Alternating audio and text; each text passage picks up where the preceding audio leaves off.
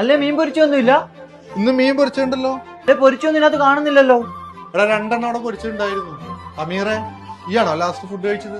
ആ 2 ഞാൻ എടുത്തു. ഇനിയിപ്പൊ ആര് കഴിക്കാനാ? 4 മണി.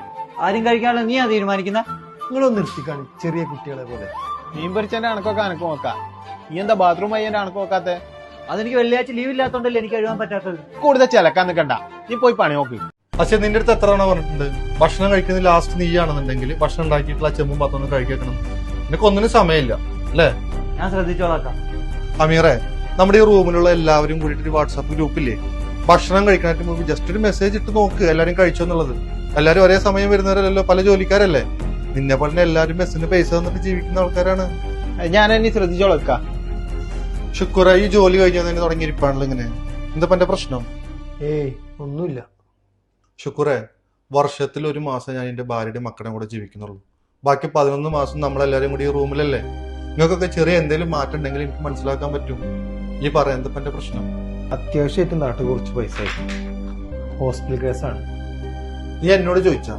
നമ്മുടെ ഈ റൂമിൽ അമീർ റസിയൊക്കെ ഉള്ളതല്ലേ, നീ അവരോട് പറഞ്ഞ? ആരോട് ചോദിക്കുക? എല്ലാവർക്കും ഓരോരോ പ്രശ്നങ്ങളല്ലേ, എങ്ങനെ ചോദിക്കുക? നിനക്ക് എന്തെങ്കിലും പ്രശ്നം നീ ഇങ്ങനെ ടെൻഷൻ അടിച്ചിരിക്കുക? തുറന്ന് പറയണ്ടേ, നല്ല അറിയുള്ളൂ. അമീറെ, അസിയെ ഒന്നുകൂടെ വന്നടാ. എന്താ ഷഫീഖ? എടാ, ഷുക്കൂറിന് അത്യാവശ്യമായിട്ട് നാട്ടിൽ കുറച്ച് പൈസ അയക്കാണ്ട്. നമ്മൾ 3-4 പേരുണ്ടല്ലോ റൂമിൽ. അപ്പൊ ശമ്പളം കിട്ടിയാൽ തരും. എന്റെ കുറച്ച് പൈസ ഇരിപ്പുണ്ട്. എന്റെയിലും കുറച്ചുണ്ട്.